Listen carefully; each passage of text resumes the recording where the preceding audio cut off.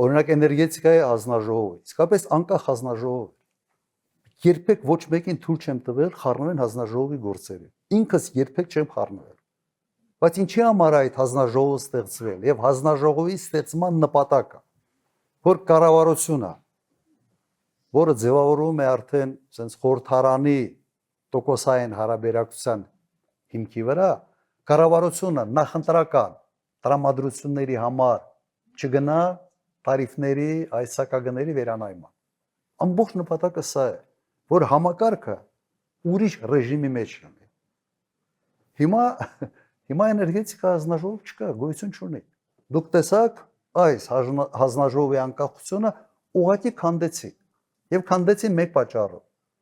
Այս իշխանությունը հակակշիռ չկա։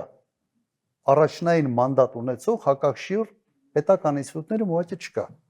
Ինչ որոշումներ են կայացրել բաշխի ցանցերի վերաբերյալ։ Հիմա չեմ բացառում միջև ընտրությունները ասեն, այսքանով էժանացնում ենք հոսանքը։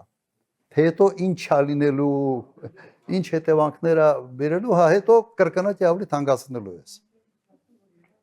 Հիմա այս ամբողջ համակարգը ժամանակին ստեղծել ենք հենց մեկ նպատակով, որ մարդկանց ընթացիկ մոտիվացիան չգերադասվի ավելի երկարատև երկրի շահերին։ Ամբողջ նպատակը սա է։